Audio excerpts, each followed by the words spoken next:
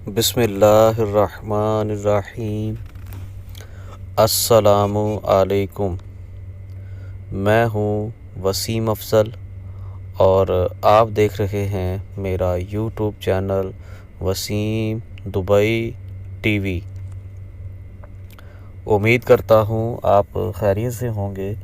اللہ پاک آپ کو اپنی حفاظت میں رکھے، تمام جائز مقاصد میں کامیاب کرے، آمین۔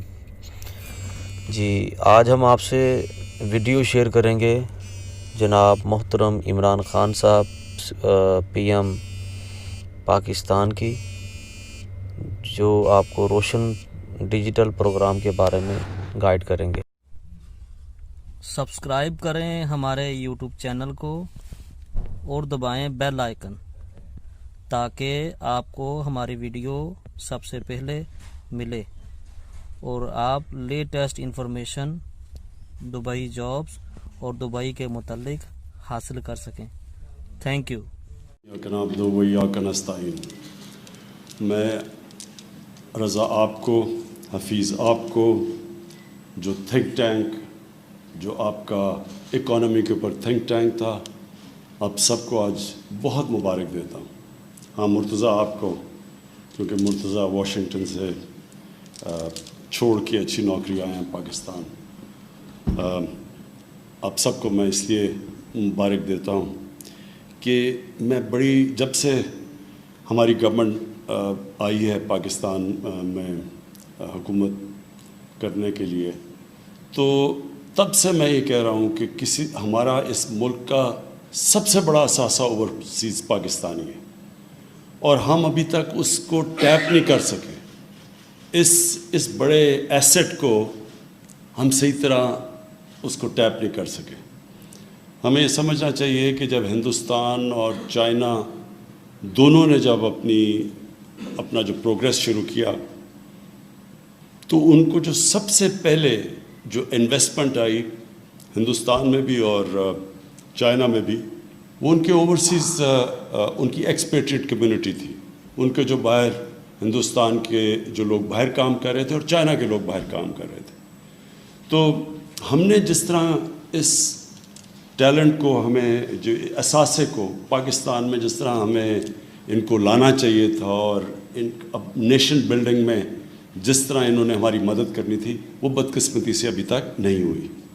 تو یہ ایک بہت بڑا پہلا قدم ہے اور بڑا قدم ہے، بیکاز یہ جو روشن ڈیجیٹل اکاؤنٹ یہ جو شروع کیا آج آپ نے، یہ ایک موقع دیتا ہے پاکستانیوں کو پارٹیسپیٹ کرنے کا پاکستان کی بزنسز میں۔ ہماری جو ابھی بہت بڑا انیشیٹو ہمارا کنسٹرکشن کا ہے، جو پاکستان کی تاریخ میں سب سے بڑے 2 پروجیکٹس ہیں، اور بھی بڑے ہیں، باشا ڈیم بھی ہے، مومند ڈیم ہے، ہماری ML1 پہلی دفعہ پاکستان کی تاریخ میں ایک نئی ریلوے بنانے لگے ہیں،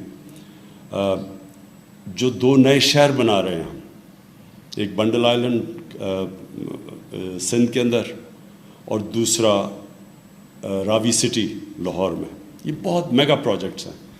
ان سب میں ہمیں اوورسیز پاکستانیز کو ہم نے پارٹیسپیٹ کروانا ہے، انہوں نے شرکت کرنی ہے اس میں۔ ابھی حفیظ نے آپ کو بتایا کہ پاکستان کے چیلنجز کیا تھے۔ چیلنجز پاکستان کے سب سے بڑے یہ ہے کہ ہمارے اتنے قرضے چڑھے ہوئے ہیں کہ ہم جتنا بھی پیسہ اکٹھا کرتے ہیں، تقریباً آدھا چلا جاتا ہے قرضوں کی قسطوں کے اوپر۔ تو جو ملک کے لیے پیسہ بچتا ہے وہ کافی نہیں ہے۔ تو اس کا صرف ایک ہی طریقہ ہے کہ ہم ویلتھ کریشن کریں، ہم اپنی ملک کے اندر اکنامک ایکٹیویٹی اتنی کریں کہ ہمارے پاس پیسہ اتنا آ جائے کہ ہم یہ قرضے واپس کر سکیں۔ تو اس کے لیے بھی یہ جو ہمارا کنسٹرکشن کا پورا پیکیج ہے، اس کا مقصد ہی یہ ہے کہ یہ جو 2 بڑے شہر ہیں، اس میں اتنی زیادہ اکنامک ایکٹیویٹی ہو، کیونکہ کنسٹرکشن میں جیسی شروع ہوتی ہے 30 ریلیٹڈ انڈسٹریز ہیں جو کہ ایک دم چلنی شروع ہو جاتی ہیں۔ تو اس سے جو سارا اکانومی کا پہیہ چلے گا، اس سے انشاءاللہ جو ہماری ریونیوز بڑھیں گے، ویلتھ کریٹ ہوگی، اور انشاءاللہ اس سے پھر ہم قرضے واپس کرنے کی ابیلٹی رکھیں گے، ہمارے پاس صلاحیت ہوگی۔ اور دوسرا جو ایشو انہوں نے بات کی وہ یہ کہ اس ملک میں جو ہماری جب گورنمنٹ آئی تو سب سے بڑا ٹریڈ گیپ تھا، امپورٹ اور ایکسپورٹ کے اندر $40 ارب کا گیپ تھا. ہم $20 ارب کی ایکسپورٹ کر رہے تھے اور $60 ارب کی امپورٹ کر رہے تھے تقریباً. تو یہ اتنا بڑا تاریخی جو ٹریڈ گیپ تھا اور کرنٹ اکاؤنٹ ڈیفیسٹ بھی تاریخی تھا، $20 ارب ریمیٹنسز نکال کے بیچ میں سے. تو یہ جو ہمارے پاس ڈالرز کی کمی ہے، اس کا ڈائریکٹ امپیکٹ روپے کے اوپر پڑتا ہے. جب ڈالرز کی کمی ہوتی ہے تو روپیہ گرنا شروع ہو جاتا ہے. تو اس کو جب روپیہ گرتا ہے تو چیزیں مہنگی ہونی شروع ہو جاتی ہیں اور پھر انویسٹمنٹ بھی رک جاتی ہے. لوگ جنہوں نے پیسے باہر سے لگانے ہوتے ہیں وہ سوچتے ہیں کہ اگر روپے نے گرنا ہی ہے تو وہ ڈالر میں پیسہ رکھیں. تو اس سے ساری اکانومی کی جو اکانومی کی ویلتھ بھی نیچے چلی جاتی ہے اور پھر جو انویسٹمنٹ بھی رک جاتی ہے. تو اس کے لیے ایک تو یہ ویلتھ کریشن اور دوسرا ڈالرز ہم کیسے بڑھائیں، اس کے لیے اوورسیز پاکستانی کی ہمیں بہت ضرورت ہے. ریمیٹنسز ان کی بڑھ گئی ہیں لیکن ہم ایسی چیز چاہتے ہیں کہ ان کی اب انویسٹمنٹ آئے ہمارے ملک میں. ابھی تک ہم ان کو کوئی وائبل چیزیں نہیں پریزنٹ کر سکے انویسٹ کرنے کے لیے. جو کرتے بھی ہیں انفارچونیٹلی ہمارا سسٹم جیسے ایز آف ڈوئنگ بزنس آسانیاں ہوتی جائیں گی انویسٹرز کے لیے تو انشاءاللہ وہ ادھر بھی آئیں گے. لیکن یہ جو ہمارے 2 میگا پروجیکٹس ہیں اس میں کیونکہ عموماً وہ پراپرٹیز میں انویسٹ کرتے ہیں تو یہ بہترین ان کے لیے اپرچونیٹیز انویسٹ کرنے کی ہوگی. میں ایک چیز اب اوورسیز پاکستانی اس کے اوپر کہہ دوں، ہمارے ملک میں پتہ نہیں یہ کیا مسئلہ ہے لوگوں میں کہ وہ اوورسیز پاکستانیز کو یا ڈیول نیشنل کو ایسے سمجھتے ہیں جیسے وہ کوئی ملک کے غدار ہیں. سسپیشن سے دیکھا جاتا ہے جی وہ ڈیول نیشنل ہے. پہلے یہ ہم سمجھیں کہ یہ کیوں 90 لاکھ تقریباً پاکستانی باہر کیوں گئے، کیونکہ یہ زیادہ تر ہم نوکریاں نہیں دے سکے. دوسری چیز وہ اتنے کئی وہاں پاکستانی کوالیفائی کر بیٹھے، ان کی کوالیفیکیشنز اتنی اوپر چلی گئی ہیں کہ ہمارے پاس ان کے لیے سوٹیبل جابز نہیں ہیں. جاب ہیں تو ہم پیسے نہیں ان کو دے سکتے جو ان کو ملنے چاہیے. ہندوستان اور بنگلہ دیش کے مقابلے میں ہماری ایکسپورٹس بڑی ہیں، ان کی تو بالکل سٹیگنیٹ کی ہوئی ہیں. لیکن جس لیول کی ہم ایکسپورٹس چاہتے ہیں تھوڑا ٹائم لگے گا اس کا. تو اس ٹائم جب تک وہ ہم اپنی ایکسپورٹس امپورٹس تک نہیں یا زیادہ تک نہیں لے کے جاتے تب تک ہم نے اوورسیز پاکستانیز کو انسینٹیوائز کرنا ہے کہ وہ پاکستان میں انویسٹ بھی کریں.